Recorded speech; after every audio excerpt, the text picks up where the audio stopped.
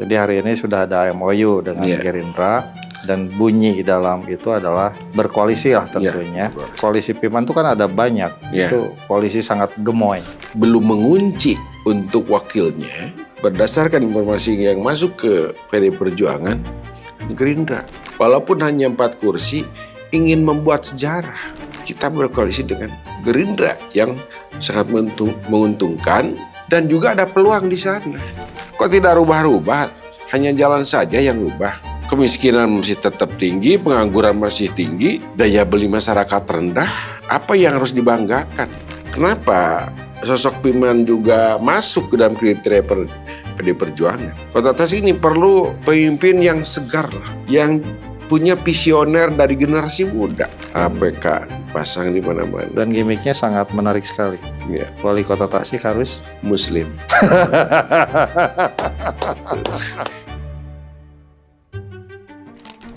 Bismillahirrahmanirrahim. Assalamualaikum warahmatullahi wabarakatuh. Bertemu lagi di Perspektif. Hari ini kita menghadirkan narasumber politisi senior dari PDI Perjuangan. Beliau adalah Ketua DPC PDI Perjuangan Kota Tasikmalaya. Beliau adalah Kang Muslim. Selamat pagi. Selamat pagi, siang, dan sore. Iya. Karena terasa pagi-pagi gitu. Jadi gimana lu nontonnya? Kalau nontonnya pagi, selamat pagi. Kalau siang, selamat siang. Kang, gimana Kang? Hari ini posisi PDI Perjuangan termasuk ya posisi Akang sendiri. Sampai hari ini PDI Perjuangan kemarin melakukan MOU dengan Gerindra. Di DPC PDI Perjuangan salah satu poinnya untuk menentukan wali kota dan wakil wali kota Tasikmalaya, ya PDI Perjuangan ikut menentukan juga gitu kan. Oke. Jadi hari ini sudah ada MOU dengan Gerindra dan bunyi dalam itu adalah berkoalisi lah tentunya. Berkoalisi. Dan ikut menentukan dalam wali kota dan kalau tawaran dari Gerindranya sendiri apa itu? Itu sudah sebut nama. Calon wali kotanya Piman. Kalau dari Gerindra, ya betul calon wali kotanya Piman. Karena di koalisi Piman itu kan ada banyak, itu koalisi sangat gemoy. Sebenarnya besar sekali itu. Sebenarnya kecil lah, karena kalau dilihat kursi, Nasdem 1 kursi, PBB 1 kursi. Oh 1 ya, bukan 3 sekarang? 1 ya. Jadi sebenarnya itu ya minimalis juga. PDI Perjuangan sekarang 4. Jadi cuma 16 gitu kan ya. Jadi kalau mengatakan itu ada koalisi besar, ya kurang pas lah gitu kan. Kurang pas gitu kan. Karena yang lainnya cuma ada yang 10, ada yang 9, itu biasa saja sebenarnya. Oke. Hari ini kan ada taruhlah 3 poros kan. Kalau Gerindra tuh sudah pasti bisa nyalon sendiri. Iya. Yang saya tanyakan itu, ini kan ada poros P3, katanya hampir dipastikan itu Ipan Diksan. Iya. Calon wali kotanya. Lalu ada 1 poros lagi yang belum menentukan siapa calon wali kota dan wakil wali kotanya. Poros PKB dan PKS. Iya.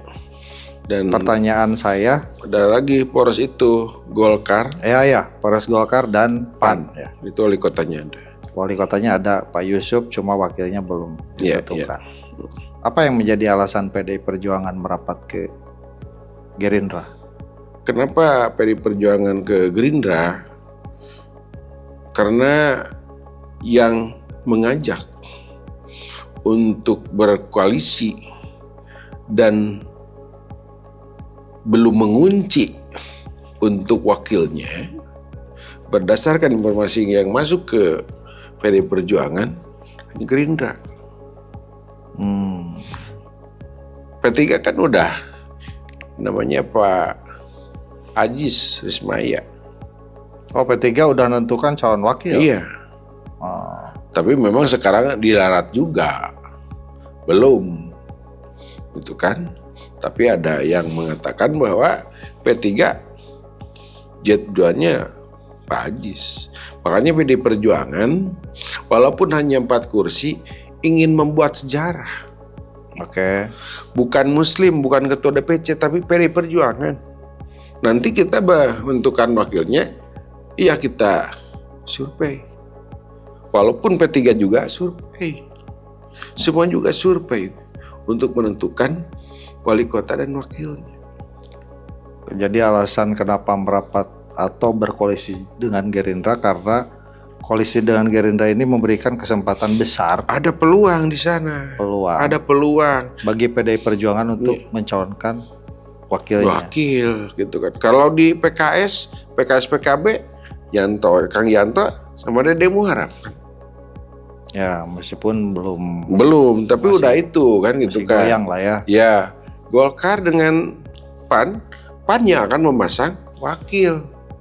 Itu makanya ya ada lagi pilihan bahwa PDI Perjuangan dan kans untuk kemenangan ada di Gerindra. Perhitungan kans kemenangan ada di Gerindra gimana? Kalau sekarang dihitungnya dari di atas kertas saja dulu. Ya. Di atas kertas itu 36%. Oh, berdasarkan perolehan kursi. Iya, berdasarkan perolehan kursi atau perolehan partai di pileg. Perolehan suara juga. Itu ada 36%. Yang lainnya ada yang 20, ada yang 22.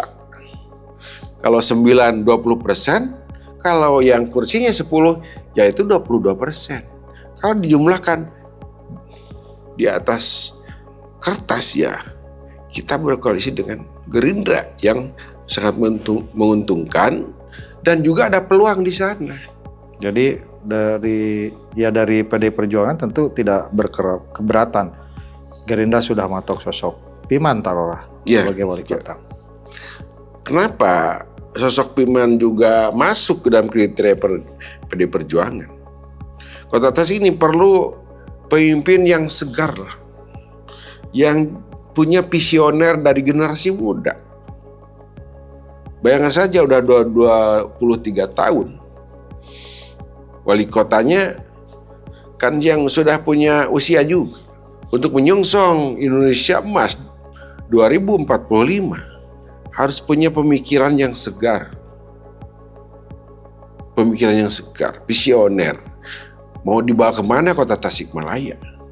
Menyongsong tahun emas tersebut. Ini juga harus diperhitungkan. Kalau dikelola oleh orang-orang tua gitu maksudnya ketua atau gimana? Iya, makanya berilah kesempatan kepada generasi muda. Kok tidak rubah-rubah? Hanya jalan saja yang rubah. Kemiskinan masih tetap tinggi, pengangguran masih tinggi, daya beli masyarakat rendah. Apa yang harus dibanggakan kota Tasikmalaya? Yang berubah itu cuma jalan aja. Iya, cuma jalan.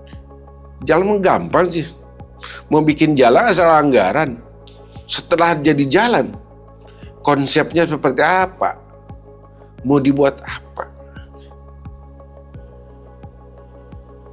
Katanya kota Tasik ini kota industri, perdagangan, dan jasa. Tapi ini bertolak belakang dengan perencanaan, dengan RT/RW kota Tasikmalaya. Kalau yang namanya kota industri, di mana sih ada industri tempatnya? Ya sekarang saudara-saudara saya banyak yang gulung tikar ketua. Iya, makanya tidak jelas. Tukang sendal sudah banyak yang gulung tikar. Tukang bordel saudara-saudara saya banyak yang gulung tikar. Iya, makanya saya berpikir PDI Perjuangan ya kita mengarah ke sosok Piman. Dengan alasan memberikan kesempatan kepada sosok muda. Iya. Diharapkan membawa pikiran yang segar. Iya. Karena orang tersebut kalau di pemerintahan harus dibarengi dengan punya jiwa usaha. Oke. Konon kabarnya, tapi ketua bisa koreksi, bahwa setelah gabungnya PDI Perjuangan itu ada beberapa sosok yang diperhitungkan. Itu walaupun kata timnya dari pemenangan Piman itu ya ini akan ditentukan oleh survei. Yeah. Seandainya dari kesekian orang itu ternyata koalisi menentukan bukan kader PDI, gimana? Apa PDI bakal tetap di koalisi itu atau bakal keluar pindah koalisi? Pada prinsipnya PDI Perjuangan ingin membuat sejarah di kota Tasikmalaya di masa kepemimpinan Ketua DPC saya sendiri. Itu saja. Makanya itu fleksibel kan. Ya. Sekarang juga fleksibel. Gitu kan. Fleksibel lah gitu kan. Yang harus dicamkan adalah PDI Perjuangan ingin membuat sejarah. Karena putusan daerah tidak bisa memutuskan, tetap ada hanya usulan saja. Ya, ada intervensi dari DPD, DPW maupun DPP. Oke, proses koalisi dengan Gerindra ini sudah dikomunikasi atau sudah proses komunikasi? Sampai DPD udah.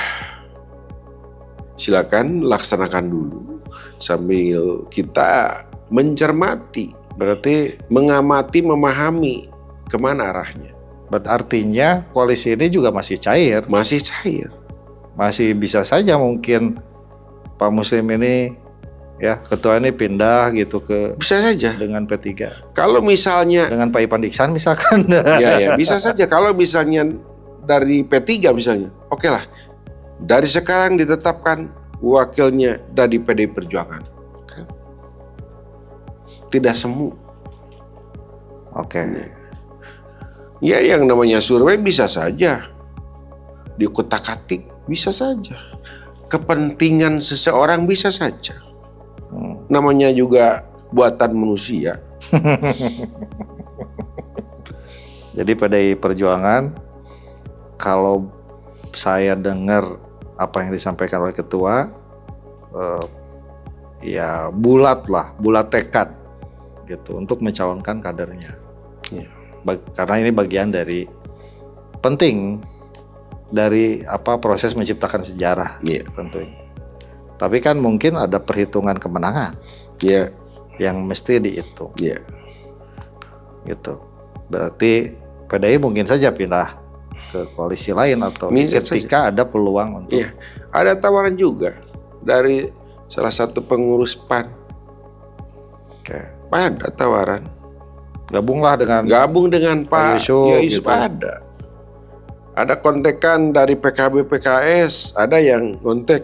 Gimana kalau misalnya PKS Jet 1 menawarkan saya untuk Jet 2? Ada. Jadi masalah MOU semua partai ini masih cair semua. Masih cair. Nah, kalau misalnya PKB PKS udah pasti, kenapa PKB datang ke sini, PKS datang ke sini gitu kan? Ya maksudnya masih anjang-anjangan lah ya. Masih kesana kemari juga komunikasi. Saya dengan P3 masih komunikasi. Dengan partai manapun, koalisi manapun masih komunikasi. Ya untuk menghitung kans kemenangan di kota Tasikmalaya kalau misalnya bergabung ke salah satu koalisi. Gitu. Ya pada akhirnya pilihan pimpinan DPC itu ya ketua tentunya ya harus di posisi yang menang tentunya kan. Tuh. Bagaimana setelah koalisi ini langkah yang disepakati di koalisi ini? Langkah partai gimana, langkah ketua? Saya yang pertama karena akan menghadapi survei dari partai bulan Juni dan juga ada survei dari koalisi dari Gerindra. Semua akan melaksanakan survei. Yang harus kita laksanakan, saya tidak berbangga diri dengan survei, pasti jadi wakil, enggak. Justru sekarang harus kerja. APK pasang sana sini, konsolidasi organisasi sampai dengan anak ranting, konsolidasi dengan masyarakat, dengan tokoh masyarakat, dengan ulama, itu yang harus dilaksanakan. Kalau punya cita-cita ingin ada sejarah PDI Perjuangan di Kota Tasikmalaya, itu Berarti sekarang ketua sedang gencar melakukan sosialisasi. APK pasang di mana-mana. Dan gimmicknya sangat menarik sekali. Wali Kota Tasik harus Muslim.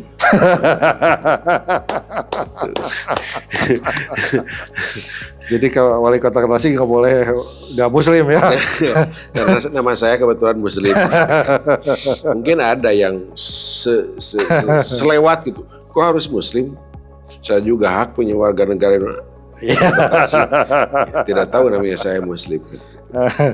Jadi itu tagline yang tidak ada kaitan sama sekali dengan soal Muslim non Muslim, ini soal nama saja. Tidak ada. Ketua namanya Muslim dan calon-calon lain namanya bukan Muslim. Bukan Muslim namanya. Bukan non Muslim. Bukan Muslim. Bukan Muslim. Karena saya berkaca dari spanduk yang awal, saya Muslim, bukan wali kota. Alhamdulillah rating saya naik. Keterkenalan di Kota Tasikmalaya lebih dari 80%. Oke. Itu. Ya, luar biasa ya. Saya Muslim, saya bukan wali kota. Saya ingat itu spanduk dan baligonya. Sampai para tokoh, pejabat Kota Tasik mengenang baliho tersebut. Ya, karena memang waktu itu bukan wali kota. Bukan. Dan hari ini pun bukan wali kota. Bukan wali kota. Cuma narasi setelah pileg sekarang berubah. Ya. Wali kota harus Muslim. Nah, soal kesiapan, satu lagi pertanyaan. Ketua siap mundur dari DPRD? Ya, kemarin kan ada 2 versi. Hari ini muncul lagi seperti itu. Tapi kalau ditugaskan oleh partai, itu kan ditugaskan nanti. Kebetulan yang mendaftar kepada PDI Perjuangan ada 4 orang. Oh iya. Sekarang alhamdulillah insya Allah 1 minggu lagi saya akan diberi tugas oleh partai. Surat tugas itu ke berapa orang? Ke saya sendiri. Ke saya sendiri, ya, beri tugas untuk percobaan mungkin. 1 bulan, 2 bulan. Seperti apa perkembangan dalam survei. Makanya di tagline juga ada peningkatan insentif. Ya.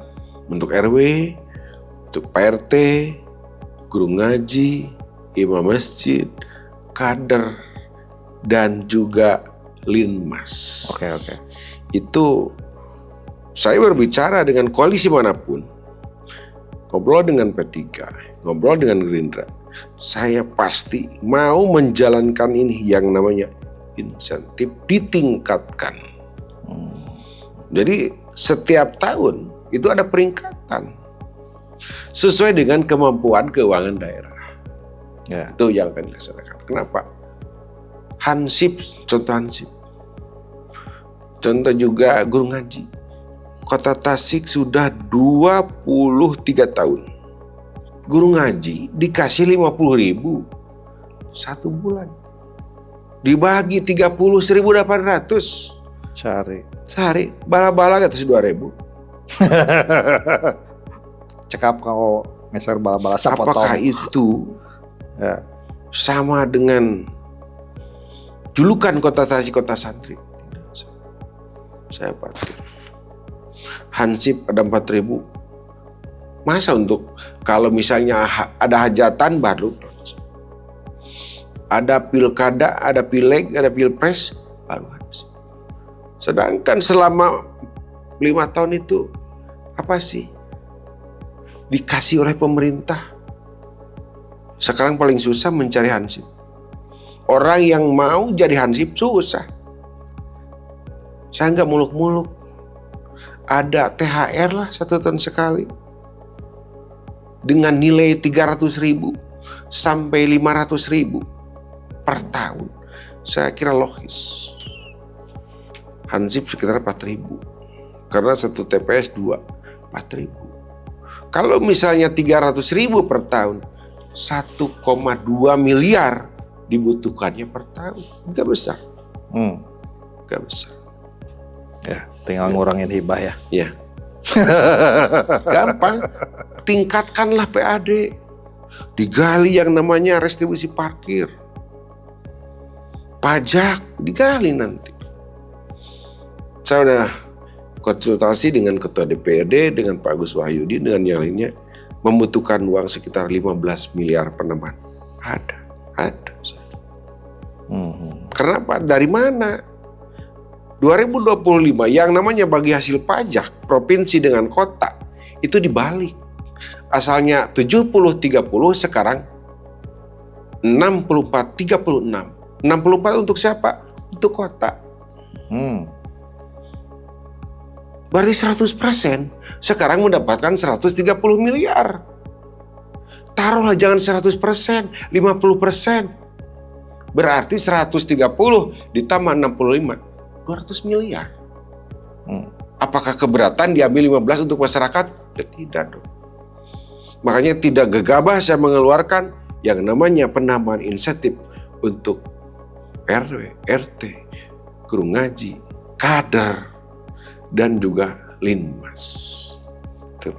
Dan tentu ketua punya program-program yang lain tentunya tapi kan harus disepakati dengan pasangannya nanti.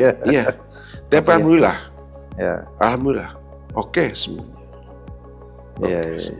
Jadi secara prinsip visi misi nggak ada masalah. Nggak ada masalah. Iya. Oke. Mudah-mudahan lancar ketua dengan berbagai dinamika hiruk pikuk perjuangannya hari ini. Gitu ya. Lalu mudah-mudahan bisa berlabuh di koalisi yang pasti gitu ya. Pasti, betul. Memastikan wali kotanya harus muslim. Amin. Gitu ya. Dan mudah-mudahan ke depan Kota Tasik punya harapan yang lebih besar. Gitu. Siap. Untuk kemajuan tentunya. Saya juga ucapkan terima kasih ke priangan.com. Ya, salah satu media untuk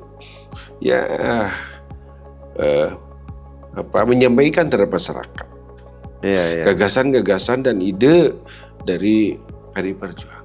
Ya sebenarnya bukan hanya ide ya, sebenarnya kita butuh gosip-gosipnya juga. Siap.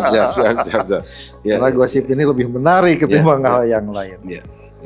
Tapi selamat ketua Balai Priangan.